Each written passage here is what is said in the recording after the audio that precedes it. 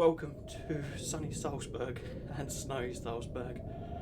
Well, it is episode 3 of the Salzburg Saga. I've just popped outside for a walk and I thought I'd quickly send a video.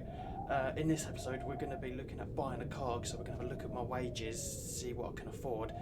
So if you like this kind of content, then please do smash that subscribe button, like the video and comment anything that you'd like to see below.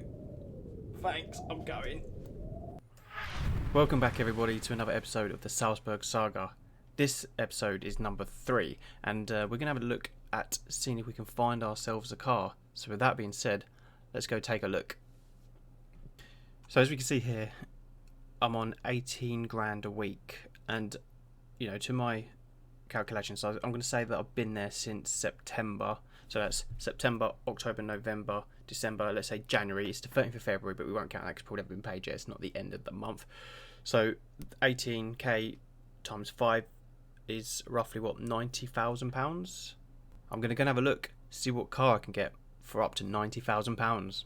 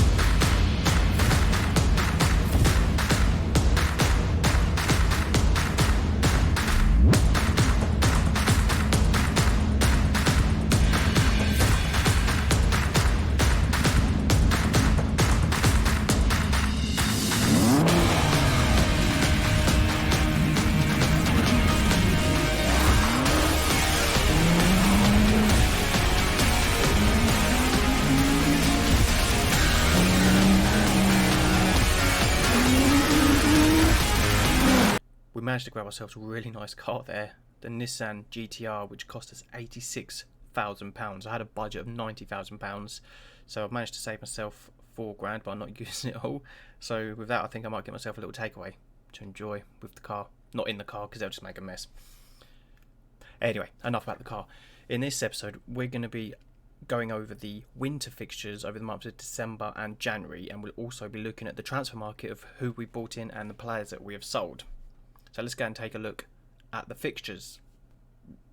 We start this episode with a fixture against SCR Altag, and the only noticeable thing was a 1-0 victory, which was a goal for Okafor in the 70th minute. Let's take a look at the goal. So Berisha finds Szoboszlai, who plays it up to Dakar. Back to Zobnin. Zobnin plays through, Okafor tucks it into the bottom right hand corner. That game finished 1-0. 4 days later, against SK Sturm Graz on Sunday, we unfortunately lost 4-1, and the goals for Sturm Graz were from Huspek, Janktar and Freisenbichler, and we got a goal from Okafor. Let's take a look how this game panned out.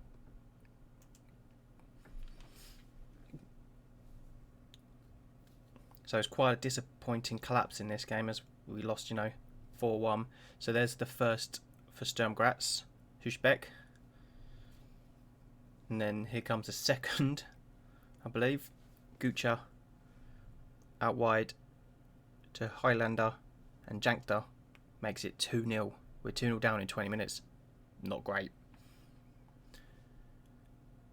Then we're on the attack with Okafor. He's run from his own half. He's still going just to keep it a beat and just tucks it into the bottom right corner. That was a really good goal. That's the only positive really that I could say that we had in this game.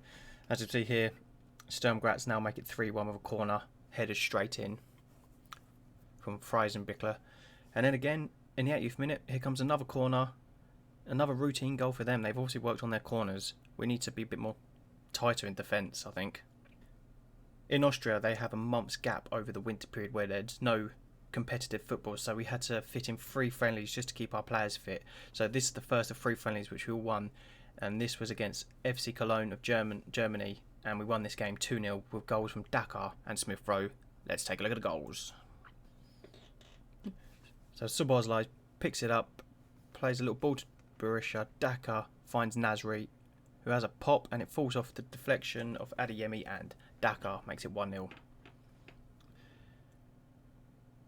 And in the 79th minute, Emil Smith-Rowe settles the win with a fine goal here. As we can see, Adeyemi plays it to Smith-Rowe, takes a touch, bangs it into the bottom left corner from outside the box. 2-0 win against FC Cologne. Next up was an impressive win against Grasshoppers, which we won 6-0 away. The goals came from Vobel from the spot, Reece Nelson, Ongwene, Zobnin, Benid and Sabitzer. Let's take a look at the 6 goals. Vobel with the penalty, making it 1-0. I'm not joking, that must have been his 10th penalty of the season he scored, and he's a centre-back. And then to make it 2-0, Szoboszlai flicks it forward. Nelson makes it 2-0. I'll talk more about Reece Nelson shortly. 3-0, here we go. Nasri swings in a good cross, headed in, keeper comes out and completely misses it. That's 3-0. And to make it 4-0, here we go. Look, Ulmer is on the ball, who plays a long ball up towards Reece Nelson, who finds Zobnin, and Zobnin just drills it. Absolutely drills it. That's 4-0. 77th minute, we've got a throw on. Farkas throws it in the box and it finds its way outside to the edge of the box to Benid, who again has another belter. That makes it 5. And 83rd minute, just to seal the 6-0 victory, Adeyemi is running forward, plays a great through ball to Sabitzer, who was 1-on-1 with the goalkeeper and just tucks it past the keeper's left. 6-0 to Red Bull Salzburg. We wrap up our set of friendlies at home to Dynamo Kiev, where we recorded a 1-0 victory, and the only goal coming from Patson Dakar. Let's take a look at the goal. Snowy conditions here, and Szoboszlai picks up the ball, and we've even got blue lines instead of white. Nasri plays a through ball to Dakar. That's enough to secure a 1-0 victory against Dynamo Kiev. Now we're back to the competitive fixtures. The 3 friendlies gave us a nice little edge going back into competitive fixtures, as our return was against FC Admiral Wacker Modlin. We managed to win this one 5-0, with goals coming from Ongwene, Szoboszlai, Patson Dakar, Junazovic and Adeyemi. Here are the goals.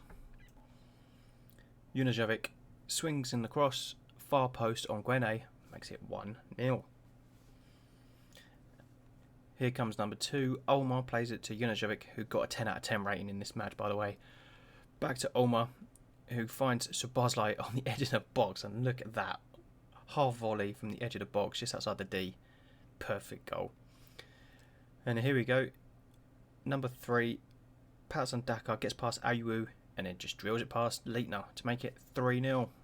It's not even half time yet. And a penalty for Junazovic. There we go, drilled tightly into the bottom right hand corner, makes it 4. And finally, goal number 5, Ulmer with the throw on, finds Benid, who pulls it out to the edge of the box to Szoboszlai, and Junazovic crosses beautifully up towards Adeyemi, who secures the 3 points and makes it 5-0. Next up was an away trip to Austria Vienna. This ended in 0-0, so we haven't got any highlights to show you in this one. So we can see that we dominated the game. You know, we had 28 shots to their 10. We had an expected goal ratio of 1.9, so nearly 2. They only had 4-2 on target, but it was just one of those days, really. You know, dominated but couldn't get the goal. 0-0. Our final fixture of this episode was against Rapid Vienna at home. We won this game 1-0, and the goal came from Benid in the 12th minute. Here we are. So Ulmer is a bit of space on the left, looking for a cross, is he? Nope, he finds Benid, edge of the box, plays back to him. Ulmer back to Benid, strikes it left footed, drill past the goalkeeper. That's the goal that wins us the game. So in that little run of fixtures, we played 5 league games. We won 3, drew 1 and lost 1. So this is what the league table looks like after 16 games. We've won 12, drawn 2, lost 2, scored a massive 34 goals, only conceded 11 with a goal difference of plus 23. That leaves us with 38 points. And just beneath us is Wolfsberger, who have also played the same amount of games, and they are currently on 30 points. Then Rapid Vienna finishing the top 3 with 26 points. So we've got a healthy 8-point lead at the top of the table at the moment. So with fingers crossed, we're on route to, you know, stay top of the league. So as we spoke about with the transfer market, we've sold a player or 2 and also brought in a handful of players. So let's take a look at who we've sold to begin with. The player that we sold, which earned us £10 million, was Noah Okafor, who had scored a handful of goals for us. He had 10 appearances and scored 2 goals. But we had a good offer from Crystal Palace, which was £10 million. Now, in the Austrian League, £10 million can go a long way. So, he was valued about £8 million, I believe. So, when that bid came along, I've got a lot of depth in that position. I thought it was a wise move to probably accept the offer. So, as we can see, Noah Okafor is now a Crystal Palace player. In terms of people coming in, our first signing was Brendan Aronson from Philadelphia for £4.7 million. So he's an American international with 3 caps at the moment. He mainly plays as centre mid. We've yet to give him a game, but we're slowly progressing and making sure that he fits our system. But 4.7 million, which was funded from that Okafor deal. We've got ourselves Brendan Aronson, so hopefully he turns out to be a good centre mid for us. Then we loaned in Hiroki Abe from Barcelona, who is also an international who's had 3 caps for Japan. We can see here he's quite natural on the advanced, attacking left wing, and then attacking midfielder, and also pretty good up front. So that's Hiroki Abe. We've only got him until the end of the season, but he's a good backup, I think, and I'm happy with that loan, even though he's not played a game yet, but he will do shortly. As you probably saw, Reece Nelson was playing in some of our games previously. We've managed to loan him in from Arsenal at a cost of £550,000. Now, he went straight into our lineup, so he played 3 games so far, nearly averaging a 7 rating, which is pretty good so far, and he's got himself an assist.